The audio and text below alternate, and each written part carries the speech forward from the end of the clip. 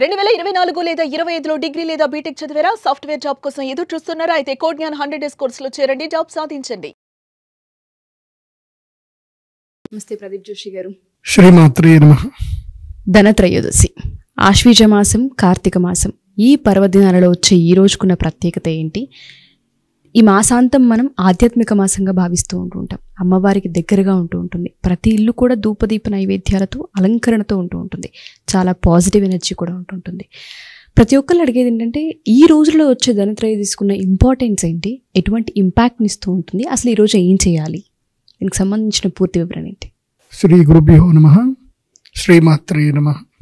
అక్షస్రక్ పరశుం గధేషు కులిశం పద్మం ధనుష్కుండికాం దండం శక్తిమసిం చ చర్మజలజం ఘంటాం సురాభాజనం శూలం పాశ సుదర్శనే చ దదతీం హస్తై ప్రవాళ ప్రభాం సేవే సైరిభమర్దినీ మిహమహాం లక్ష్మీం సరోజస్థిత. శుద్ధలక్ష్మి, మోక్షలక్ష్మి, జయలక్ష్మి, సరస్వతి, శ్రీలక్ష్మి, వరలక్ష్మి చ ప్రసన్న మమ సర్వద. ఈ చెప్పిన శ్లోకము బాగా గుర్తుపెట్టుకోండి. ఇది ప్రతిరోజు మనం చదువుకోవాలి. నేను చాలా మంది వ్యాపారస్తులకు కూడా చెప్తాను, ఎవరు నా దగ్గరికి వస్తే ఈ మంత్రం రాసుకోండి.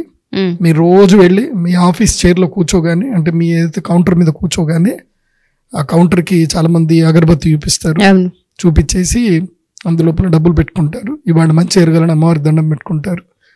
వాళ్ళందరికీ కూడా చెప్పేది ఏంటంటే, అలా చేసిన తర్వాత మీ కుర్చీలో కూర్చొని ఈ శ్లోకాన్ని సిద్ధలక్ష్మి, మోక్షలక్ష్మి, జయలక్ష్మి, సరస్వతి, శ్రీలక్ష్మి, వరలక్ష్మి చ ప్రసన్న మమ సర్వద. ఈ శ్లోకాన్ని రోజు 11 మార్లు మీ కౌంటర్లో కూర్చోగానే చదవాలి.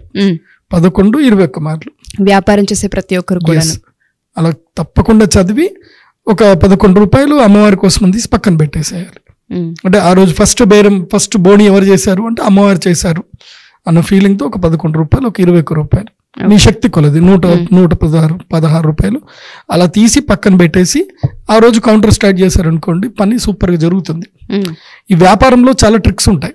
ఇవి నేను చెప్తాను మెల్లిమెల్లిగా, అందరూ కూడా చూడండి. ముఖ్యంగా ఇప్పుడు ధనం మూలం ఇదం జగత్.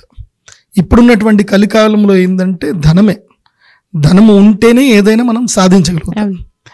ఈ కలికాలంలో ఇప్పుడున్నటువంటి ప్రస్తుత పరిస్థితుల్లో, లౌకిక పరిస్థితుల్లో మనం ఎంత కష్టపడ్డా, అంటే సాధారణంగా ఈ వర్క్ చేస్తారు, సర్వీస్ ఇండస్ట్రీలో ఉంటారు, కష్టపడతారు.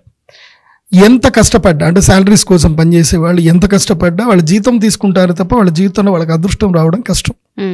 సో వాళ్ళు ఏదైనా ఒక రిస్క్ ఫ్యాక్టర్లో బిజినెస్లోకి వెళ్తేనే డబ్బు వస్తుంది. ఉద్యోగంలో ఎప్పుడు కూడా 10 డబ్బు అయితే రాదు. వస్తే 2 డబ్బు రావచ్చు. అంటే ప్రమోషన్ రావడమో, బోనస్ రావడమో జరుగుతుంది. ఎక్స్పీరియన్స్ పెరిగిన కొద్దికి మెల్లిమెల్లిగా శాలరీ పెరిగిన కొద్దికి డబ్బులు వస్తాయి. కానీ అది యాక్టివ్ ఇన్కమ్ అంటారు. అంటే యాక్టివ్ ఇన్కమ్ అంటే ఏంటి? రోజు మనము యాక్టివ్గా ఉండాలి. అంటే ఉదయం 9 గంటలకు మన ఆఫీస్ అనుకుంటే 8 అవర్స్ ఆఫీస్లో వర్క్ చేస్తేనే మళ్ళీ నెలాఖరుకు మనకి రావాల్సిన శాలరీ వస్తుంది. సో మనం యాక్టివ్గా లేము, శాలరీ రాదు. మనం యాక్టివ్గా లేకపోయినా మనకు అకౌంట్లో రోజు డబ్బులు రావాలి. అంటే ప్యాసివ్ ఇన్కమ్ అంటారు. మరి ప్యాసివ్ ఇన్కమ్ రావాలంటే ఏం చేయాలంటే ఏదైనా వ్యాపారమే చెయ్యాలి. తెలివితేటలతో కూడుకున్నటువంటి ఏదైనా వ్యాపారం చేయాలి. స్మార్ట్ వర్క్ అంటారు.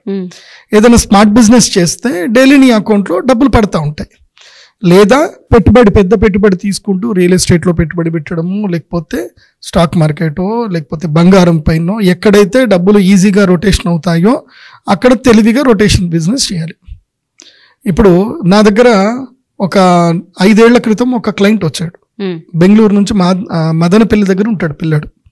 10వ తరగతి ఫెయిల్. ఆ అబ్బాయికి ఏమీ రాదు, కానీ మంచి పిల్లాడు. నేనంటే బాగా నమ్మకం. నా వీడియోలన్నీ చూసి, అప్పట్లో నేను నాగరాజు కలిసి వీడియోలు చాలా చేసాం ధనత్రయోదశప్పుడు. సో ఆ వీడియో చూసి నా దగ్గరికి వచ్చాడు. వచ్చి, గురూజీ నా పరిస్థితి ఏంది, నాకు 2 కోట్ల అప్పు ఉంది, నేను పూర్తిగా లాస్ అయిపోయాను, ఏం చేయాలి గురూజీ అని అంటే, సరే నువ్వేం కంగారు పడక, నీ జాతకంలో యోగం ఉంది, నేను నీకు ఒకటి వనస్పతి ఇస్తాను, ఆ వనస్పతి తీసుకొని అది దగ్గర పెట్టుకో, వ్యాపారంలోకి వెళ్ళు, రియల్ ఎస్టేట్ చేయు, బెంగళూరు రియల్ ఎస్టేట్ చేయు, సక్సెస్ అవుతామని చెప్పాను. వెళ్ళాడు, బెంగళూరు వెళ్ళాడు, రియల్ ఎస్టేట్ బిజినెస్ చేశాడు. ఇప్పుడు 5 కోట్లకి ఉన్నాడు. ఇప్పుడు అబ్బాయి 2 కోట్ల అప్పు పోయి 5 కోట్ల లాభంలో ఉన్నాడు. సో బిల్డింగ్లు కట్టడమే అమ్మడం అతని పని ఒకటి. నేను చెప్పాను, నువ్వు పెద్ద బిల్డింగ్ల జోలికి వెళ్ళకు, అన్ని చిన్నవే, 300 గజాల పై నుంచి ఎంతున్నా అంతకెళ్ళు. చిన్న బిల్డింగ్లు అంటే వాటిని ఏమంటారు స్టాండ్ అలోన్ బిల్డింగ్స్ అంటారు, 5 ఫ్లోర్లు, గ్రౌండ్ ప్లస్ 5 ఫ్లోర్. సో చిన్న బిల్డింగ్ల కట్టు, ఎక్కువ దాని జోలికి వెళ్ళకు. మొట్టమొదటిగానే ఎస్కేప్ ప్లాన్ చేసుకో, అంటే బిల్డింగ్ కడుతూనే తక్కువలోనే సేల్ చేసేయు, తర్వాత ప్రాఫిట్ ఉన్నది ఒక 2 ఉంచుకో, ప్రాఫిట్లో తర్వాత సేల్ చేసుకో, ఇలాగే నీకు కలిసి వస్తుందని చెప్పా. అది కకృతి పడకని చెప్పా, కొన్ని వార్నింగ్లు ఏవైతే ఇవ్వాలో ఇచ్చేసా. ఆ పిల్లాడు నేను చెప్పినట్టుగా వెళ్ళాడు, విపరీతంగా డబ్బు సంపాదించాడు. ఇప్పుడు ఆ అబ్బాయి నాకు ఆఫర్ ఇస్తాడు, గురూజీ ఏమైనా ఉంటే చెప్పండి, మీకు 1 crore నాకు ఇస్తే నేను మీకు ఎవ్రీ ఇయర్ 30 lakhs ఇస్తానని చెప్తాడు. మీరు 1 crore ఇవ్వండి, మీకు 30 lakhs ఇస్తానని చెప్పి. సో అట్లా ఆ పిల్లాడు, దానివల్ల నాకు కూడా రియల్ ఎస్టేట్ కలిసి వస్తుంది మంచిగా. సో అలా 1 కోటికి 30 లక్షలు 40 లక్షలు సంపాదించే వాళ్ళు ఉన్నారు, కానీ 100కి 40 రూపాయలు రాదు, 1 కోటికి 40 లక్షలు వస్తుంది. మీరు 1,00,000 రూపాయలు పెడితే 40,000 సంపాదించలేరు సంవత్సరానికి, 1,00,000కి 40,000 సంపాదించడం కష్టం, కానీ 1 కోటికి 30 లక్షలు ఈజీగా సంపాదించవచ్చు ఇప్పుడున్నటువంటి మార్కెట్లో. చాలా మంది మార్కెట్లో చేసే తప్పు ఏంటంటే ఒకే మూసలో వెళ్ళిపోతారు. వాళ్ళ జీవితంలో మెరుగైన జీవితం కోసం అని చెప్పి, మార్పు కోసం అని చెప్పి మన సుమన్ టీవీ చూడరు. మన సుమన్ టీవీ చూసి మన వీడియోలు చూడగలిగితే వాళ్ళ జీవితంలో మార్పు అనేది ఎక్కడొక్కడ కలుగుతుంది, పక్కా వస్తుంది. నా దగ్గరకు వచ్చిన వాళ్ళందరికీ మార్పు వచ్చింది. లేకపోతే నేను సాటిస్ఫై కాను కదా. నేను 25,000 ఫీజు తీసుకున్నప్పుడు నేను ఊరుకోను, నేను వాళ్ళ వెంట పడతా. నేను ఇంకా పని చెప్పాను కదా, చెయ్యు, నువ్వు అది చెయ్యు, నీకు కలిసి వస్తుందని చెప్తాను. నేను నా క్లయింట్స్ని మంచి స్టూడెంట్స్ లాగా ట్రీట్ చేస్తాను అనమాట. ఇది నాకు ఒకవేళ కనుక ఒక జాతకం చూడగానే ఇది నాకు సెట్ అవ్వదు, వీడి జీవితంలో బాగుపడు అనిపించింది అనుకోండి, వాడికి డబ్బులు వాపస్ పంపించేస్తా, లేదంటే వార్నింగ్ ఇస్తా. ఇది నీ దగ్గర పెట్టుకుంటా, నేను చెప్పిన పని నువ్వు చేస్తే సరే, చేయలేదు అనుకో నీ డబ్బులు నువ్వు తీసుకొని వెళ్ళిపో అని చెప్తా. అంటే అంత కాన్ఫిడెంట్గా చెప్తా నేను జాతకం చూసినప్పుడు. అందుకే ప్రతి మనిషి జీవితంలో మార్పు రావాలి అంటే ధనం రావాలి. మార్పు అంటే ఏంటంటే ధనం రావాలి.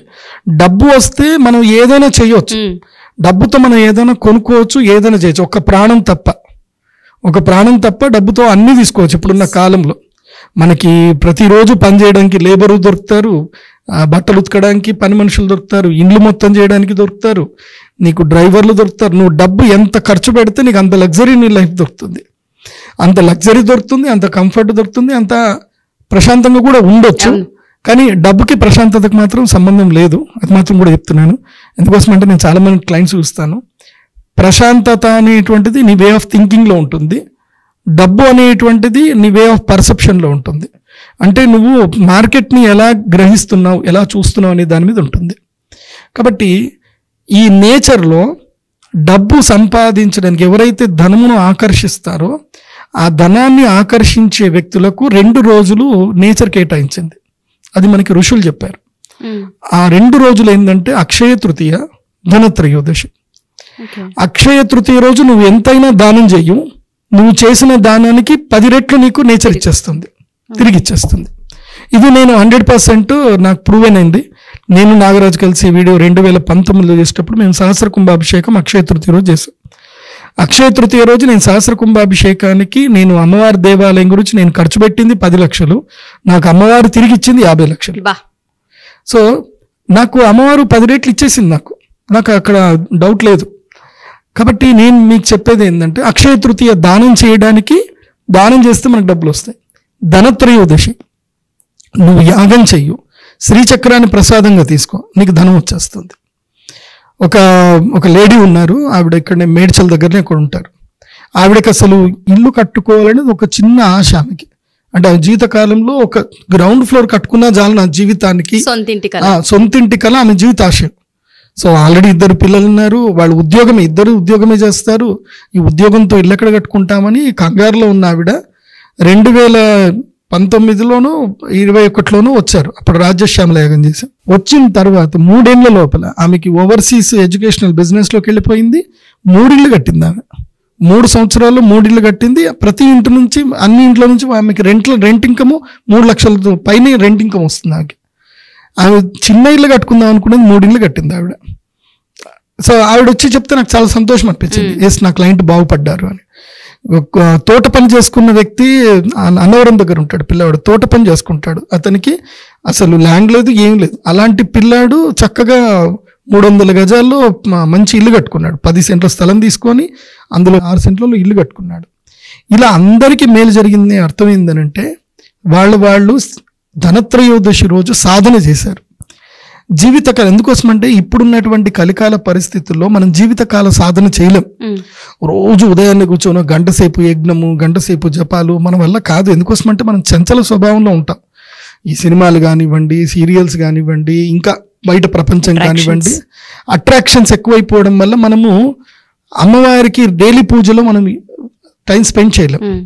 సో అలా టైం స్పెండ్ చేయాలంటే ఒక వ్యాలిడ్ టైం కావాలి. ఆ వ్యాలిడ్ టైంలో ఒక 3 hours, ఒక 5 hours, లేదా కంప్లీట్ ఒక నైట్ డెడికేటెడ్గా మనం గనక నేచర్ని అట్రాక్ట్ చేసుకోగలిగితే, ఆ ఎనర్జీ తీసుకోగలిగితే అది మనకి ప్రతి ఒక సంవత్సరం పాటు మనకు ఉపయోగపడుతుంది.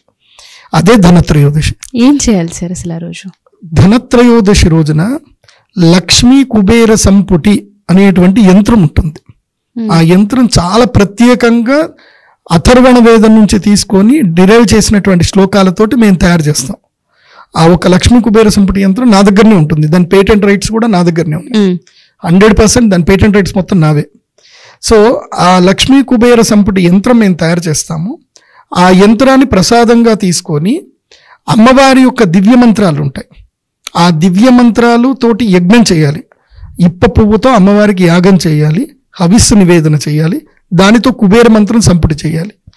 వీటన్నిటికి కూడా ఆకర్షణ ఇచ్చేటువంటి ఒక సాధనం ఉండాలి. ఆ ఒక్క సాధనం ఏమిటంటే యంత్రము, ఇంకొక సాధనం ఏమిటంటే నా దగ్గర ఉండేటువంటి రుద్రశూలము, తర్వాత సందేశ యంత్రం. ఇవి 2 నా దగ్గర ఉంటాయి. ఎందుకోసమంటే ఒక గురువు దగ్గర ఏ శక్తి ఉండాలంటే 100 మందికి 1000 మందికి శక్తినిచ్చే సాధన గురువు చేసి ఉండాలి. లేకపోతే టేప్ రికార్డ్ లో పెట్టుకున్న మంత్రానికి వేరే మంత్రానికి తేడా ఉండాలి కదా. ఇప్పుడు మనం అదే మంత్రం టేప్ రికార్డ్ లో పెట్టుకోవచ్చు కదా, ఇంట్లో కూర్చొని కూడా చేయవచ్చు కదా. అక్కడికి ఎందుకు రావాలి అని అంటే మా అమ్మవారి దేవాలయం చాలా శక్తి సంపన్న దేవాలయం. నేనే బ్రైట్ ఎగ్జాంపుల్, నాకు లైవ్ ఎగ్జాంపుల్ నేనే. 2019కి బిఫోర్ నేను నథింగ్. 2019 నుంచి అమ్మ అనుగ్రహం వల్ల మంచిగా సంపాదన కుదిరింది, ఎంతో మందికి పేరు ప్రఖ్యాతలు సంపాదించాము, అందరికీ మేలు జరుగుతుంది. నా ఒక్కడికి కాదు మేలు జరుగుతుంది. నేను ఒక వ్యవస్థగా ఎదుగుతూ నా దగ్గర వచ్చినటువంటి వేల మందికి మేలు జరుగుతుంది. కాబట్టి ధనత్రయోదశి రోజు ఏం చేయాలంటే మొట్టమొదటిగా మేము యాగం ఎలా చేస్తాం చెప్తాను. ఎందుకోసం అంటే యాగ విధానం తెలవాలి. మేము యాగం చేసేది ఏంటంటే ధనత్రయోదశి రోజు సాయంత్రం పూట అమ్మవారికి నిత్య షోడశ పూజలని ఏవైతే ఉంటాయో షోడశ కళా పూజ చేస్తాం. షోడశ కళా పూజ చేసిన తర్వాత చతుషష్ఠి కళారాధన పూజ అని ఒకటి ఉంటుంది. అది ప్రత్యేకంగా నేను చేస్తాను. చేసి అమ్మవారికి అభిషేకం ఉంటుంది. అభిషేకం అయిన తర్వాత అమ్మవారికి చందన లేపనం ఉంటుంది. చందన లేపన తర్వాత స్వర్ణ పుష్పార్చన ఉంటుంది. అంటే బంగారు పుష్పాలతో అమ్మవారికి పూజ చేయాలి. సో బంగారు పుష్పాలతో 1000 బంగారు పుష్పాలతో అమ్మవారికి అర్చన చేస్తాం. అర్చన చేసి అమ్మవారికి రత్నాభిషేకం చేస్తాం. చాలామంది పంతులు గారులు, బ్రాహ్మణుడు, పురోహితులు పూజ చేసేటప్పుడు రత్నాభిషేకమస్తు, సువర్ణాభిషేకమస్తు, ధన కనక వస్తు వాహన వ్యాపార అభివృద్ధి వస్తు అని చెప్తారు. కానీ అమ్మవారికి అభిషేకం చేసేటప్పుడు స్వర్ణ పుష్పం సమర్పయామి అంటారు, కానీ స్వర్ణ పుష్పం పెట్టరు. రత్నాభిషేకం వస్తు అంటారు, కానీ రత్నాభిషేకం చేయరు. కానీ నా దగ్గర శ్రీచక్రంలో ఏంటంటే రత్నాభిషేకం ఉంటుంది, స్వర్ణాభిషేకం ఉంటుంది, శ్రీచందన అభిషేకం ఉంటుంది. ఇవన్నీ చేసి అమ్మవారికి లలితా సహస్రం చెప్తారు. దశముద్ర సమారాధ్య త్రిపురాశ్రీ వశంకరి అంటే అమ్మవారికి లలితా సహస్రం లాస్ట్కి చెప్తారు. దశముద్ర సమారాధ్య అంటే 10 ముద్రలతోటి అమ్మవారిని ఆరాధన చేస్తే త్రిపుర శ్రీ వశంకరి అంటే ఓ త్రిపురాదేవి అంటే లలితా త్రిపుర సుందరి, ఆమె దశమహావిద్యల్లో శక్తి. ఓ త్రిపుర సుందరి శ్రీ వశంకరి అంటే శ్రీ అంటే ఏంటి? లక్ష్మి, ఐశ్వర్యం, అన్ని. ఇంకా ధనం వస్తుంది, ఆరోగ్యం వస్తుంది, సిరి సంపదలు వస్తాయి, భూమి వస్తుంది, అన్ని వస్తాయి అనమాట. శ్రీ అంటే శ్రీ వశంకరి. లలితా సహస్రం చెప్తారు, చిట్ట చివరి చెప్తారు దశముద్ర సమారాధ్య త్రిపురా శ్రీ వశంకరి అని చెప్పి ఆ అమ్మవారిని ఆరాధన చేయాలి. అలా ఆరాధన చేసే విధానం ఏదైతుందో అది నాకు తెలుసు. ఎందుకోసమంటే లలితా సహస్రనామం చదివేటప్పుడు ఒక్కొక్క నామానికి సంబంధించిన అర్థము మన కళ్ళలో కనబడాలి. ఎవరైతే సాధకుడు చేస్తాడు, ఊరికే నామాలు చదవడం కాదు. ఊరికే నామాలు చదివితే టైప్ రికార్డులో పెట్టాలి. అదే నామం చదువుతుండగా అమ్మవారు కనబడాలి, ఆ యొక్క దివ్య స్వరూపం కనబడాలి. ఇప్పుడు ఏవైతే షట్చక్రాల గురించి మేము చదువుతాం, ఇది మూలాధారాంబుజారూఢ పంచవక్త్రాస్తి సంస్థిత అంకుశాది ప్రహరణ వరదాది నిషేవిత అని చెప్పి అమ్మవారికి చెప్పినప్పుడు అమ్మ యొక్క తత్వం తెలియాలి. మూలాధార చక్రంలో అమ్మ తత్వం ఏంటి, తర్వాత ఆజ్ఞాచక్రాంతరులుగా శుక్లవర్ణ షడానన మధ్యా సంస్థ అంశవతి ముఖ్యశక్తి సమన్విత హరిద్రానైక రసిక ఆకిని రూపధారిణి అని అమ్మవారి యొక్క మంత్రం చెప్తున్నాను గుర్తుగా ఆ మంత్రం కళ్ళలో కనబడాలి, అమ్మ స్వరూపం కనబడాలి. అలా కనిపిస్తే లలితా సహస్రం చెప్తారు, సయైవ లలితా రూప తద్రూప లలితా స్వయం. ఎవరైతే లలితా సహస్రనామంలో అమ్మవారి యొక్క తత్వాన్ని అనుకుంటూ ఎవరైతే యాగం నామస్మరణ చేస్తారో వాళ్ళే లలితా రూపాన్ని పొందుతారు, లలితాదేవియే వాళ్ళ రూపాన్ని పొందుతుంది అని అందులోపల చెప్పారు. అగస్త్యుల వారికి హయగ్రీవుల వారు చెప్పారు. అంటే ఎంత శక్తి శ్రీ విద్య ఈ ప్రపంచములో ఇహలోకములోను పరలోకములోను యోగ సిద్ధి కలగాలంటే శ్రీ విద్య ఉండాలి. శ్రీ విద్య లేకపోతే కష్టం. అందుకే లలితా సహస్రం కూడా చెప్తారు, చరమే జన్మని చేయవా శ్రీ విద్యోపాసక. శ్రీ విద్య రావాలి అంటే వాళ్ళకి ఎంతో యోగం ఉండాలి, వచ్చింది అంటే అది వాళ్ళకి చిట్ట చివరి జన్మ అని అర్థం. ఈ యాగం మేము ఎలా చేస్తాము అంటే శ్రీచక్రాకారంలో మండలం చేస్తాం. అంటే యాగమండపం ఎలా ఉంటుందంటే ఊరికే ఉండదు, శ్రీచక్రం యంత్రము, యాగమే యంత్రమండపం. సో యంత్రమండపంలోనే యాగం చేస్తాం.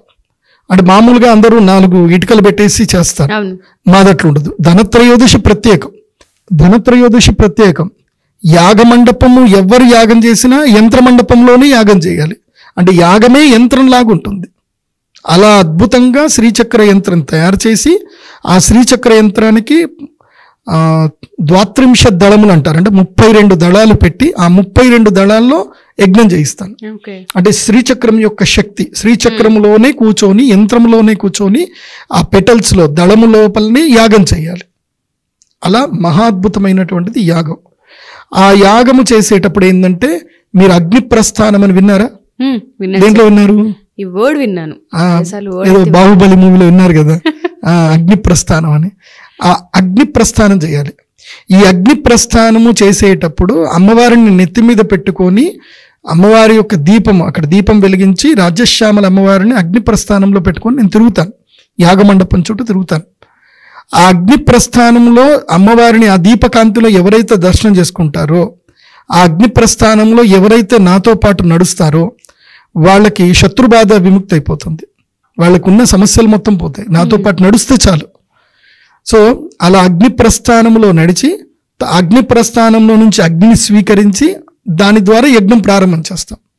అలా యజ్ఞం ప్రారంభం చేసి రాత్రి సింహలగ్నంలో చేస్తాం. ఇదంతా కూడా సింహలగ్నంలో జరుగుతుంది.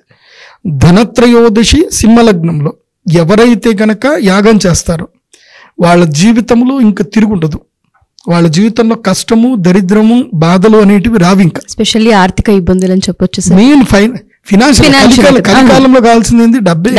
డబ్బు ఒకటి కలికాలంలో ఉంటే ఏదైనా సాధించవచ్చు అన్న రోజుల్లోనే ఉన్నాం మనం ప్రస్తుతానికి. అదే మీరు త్రేతాయుగం వెళ్ళారనుకోండి, డబ్బుతో సంబంధం లేదు. అక్కడ మంచితనం ఉంటే రాజు చూసుకుని వాడి ధర్మం పాటిస్తుంటే వాడికి రాజే డబ్బు ఇస్తాడు. కానీ కలికాలంలో అట్లా కాదు. కలికాలంలో నువ్వు ఎంత మంచోడువైనా, నువ్వు ఎన్ని ఇవి వేసుకున్నా నీకు రాజేమి పిలిచి డబ్బులు ఇవ్వడు. వీలైతే కూరగొట్టేస్తారు తప్ప డబ్బులు మాత్రం ఇవ్వరు. సో ఈ కలికాలంలో ఏంటంటే నువ్వు సంపాదించుకో. ఇప్పుడు ఉదాహరణకి మనం మొన్న చూస్తానే ఉన్నాం, ఏదో కూల్చివేతలు జరుగుతున్నాయి. ఒక మంత్రి గారి ఇల్లు అయితే గనక కరెక్ట్ గా చెరువును ఆనుకోనే ఉంది, బఫర్ జోన్ కాదు, FTLలోనే ఆయన ఇల్లు ఉంది. కానీ ఆ ఇంటిని ముట్టట్లే ఎవరు కూడా కదా. అంటే డబ్బు ఉంది ఆయన దగ్గర, కాబట్టి ప్రభుత్వం కూడా ఆయన జోలికి వెళ్ళదు, రాజు కూడా ఆయన జోలికి వెళ్ళట్లే. అంటే డబ్బు ఉంటే ఎవరు చెప్పిన మాట కలికాలం నడుస్తుంది అని. డబ్బు, అధికారం, పదవి ఉంటే వాడి ఇల్లు ఎవరు టచ్ చేయరు. అదే ఒక కామన్ ఒక పేదవాడి ఇల్లు అయితే కూల్చేశారు. ఇప్పుడు ఈ ధనత్రయోదశి యాగము నేను మీ అందరికీ చెప్పేది ఒకటి, ఈ వీడియో మీరు చూస్తున్నారు అంటే మీరు అదృష్టవంతులు. మన దాకా వచ్చింది అంటే మనకు ఒక ఆపర్చునిటీ మిస్ చేసుకోకండి. నేను డబ్బులు ఇస్తే పోతాయేమో అని ఫీలింగ్ పెట్టుకోకండి. ఎందుకోసం అంటే మీరు ఇచ్చే డబ్బు అమ్మవారి యొక్క టెంపుల్ కన్స్ట్రక్షన్ పెడతాం. నేను హామీ ఇస్తా, అది కూడా చెప్తున్నా. నీకు ధనత్రయోదశి రోజు నువ్వు ఏదైనా చెయ్యి, రిస్క్ చేసుకునైనా అమ్మవారికి వచ్చి దానం చేసి యజ్ఞం చెయ్యు, నీ జీవితంలో 100% మార్పు జరుగుతుంది. నేను ఇందాక చెప్పిన వాళ్ళందరూ కూడా ధనత్రయోదశి యాగం చేయడానికి, నేను చెప్పే కదా, ఒక పిల్లవాడు వ్యవసాయం చేసుకుని కూలి పిల్లవాడు, అతడు వచ్చి డబ్బులు ఇచ్చి మరీ యజ్ఞం చేయించుకున్నాడు. నేను చెప్పా, నేను నీ సంకల్పం నెరవేరలేదనుకో నువ్వు నా దగ్గరకు వచ్చి అడుగు, అమ్మవారి తరఫున నేను నీకు గ్యారంటీ ఇస్తున్నా, నీకు పని జరగలేదనుకో నీ డబ్బులు నువ్వు వాపస్ తీసుకెళ్ళి చెప్పాను నేను. లేదు గురుగారు, నేను అమ్మవారికి పూర్తిగా నమ్మకంతో ఇచ్చేస్తున్నాను, నేను ఎక్స్పెక్ట్ కూడా చేయట్లేదు, నా అదృష్టం మంచిగా ఉంటే అమ్మవారు అనుగ్రహిస్తుంది అని చెప్పేసి అన్నాడు. నేను అందరికి అదే ఇస్తాను. ఎందుకోసం అంటే నువ్వు ఏదైతే దానం చేస్తున్న డబ్బు, నువ్వు దానం చేసిన తర్వాత నువ్వు సంతోషంగా ఫీల్ అవ్వాలి తప్ప అయ్యో పోయినాయి అని బాధపడ్డావు అనుకో, అది అమ్మవారు కూడా ఇష్టపడదు. నువ్వు నా దగ్గరకు వచ్చి అడుగు, గురుగారు నేను యాగం చేశాను, 30,000 కట్టాను, నాకు పని జరగలేదని గురుగారు అడుగు, నేను ఇచ్చేస్తా. నేను అంత గ్యారంటీగా చెప్తున్నా. నేను పెట్టుకోను. ఎందుకోసమంటే నేను చూస్తున్నా కదా కర్మఫలము, ఒకళ్ళ ఏడుపు ఎంతమందిని ఎన్ని రకాల ఇబ్బంది పెడుతుందో నేను స్వచ్ఛందంగా ప్రత్యక్షంగా అనుభవంతో చూశాను. కాబట్టి ఏడుపుతో కూడుకున్న డబ్బు నీ కుటుంబానికి కానీ నీ భవిష్యత్తుకు కానీ ఉపయోగపడదు, మంచిది కాదు. అది నేను వాపస్ ఇచ్చేస్తా అని చెప్తా. నేను అంత హామీగా చెప్తాను, అంత గ్యారంటీగా చెప్తున్నా నేను.